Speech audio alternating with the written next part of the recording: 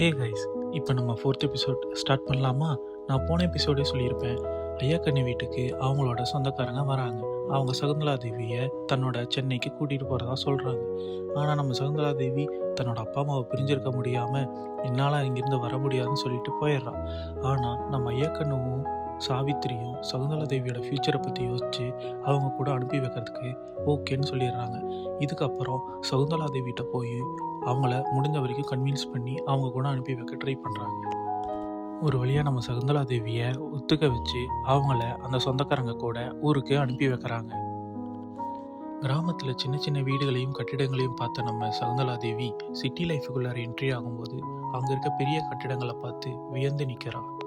இப்போ அந்த மாமாவும் அத்தையும் சகுந்தலா தேவியை ஒரு கவர்மெண்ட் ஸ்கூலில் கொண்டு போய் சேர்க்க போகிறாங்க. ஸ்கூலில் ஜாயின் பண்ணதும் ஈவினிங் வீட்டுக்கு கிளம்பலான்னு போது அங்கே இருந்த பசங்க எல்லாத்தையும் அவங்க பேரண்ட்ஸ் வந்து கூப்பிட்டு போகிறாங்க.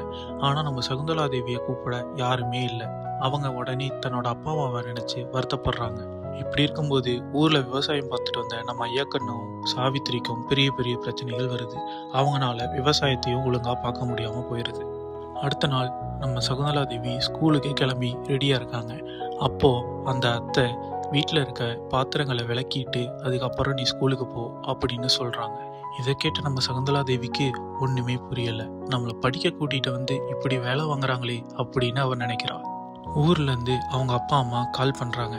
அப்போது அந்த அத்தையும் மாமாவும் சகுந்தலா தேவிகிட்ட ஃபோனை கொடுக்காம அவங்களே பேசிட்டு வச்சிட்றாங்க. ஐயா கண்ணு கால் பண்ணாத சகுந்தலா தேவிட்டிருந்து அந்த அத்தையும் மாமாவும் மறைக்கிறாங்க. இதை தெரிஞ்சுக்கிட்ட நம்ம சகுந்தலா தேவி தன்னோட அப்பா எதுக்கு கால் பண்ணாரு, என்ன பிரச்சனையா இருக்குமோன்னு யோசிச்சுட்டே இருக்கா.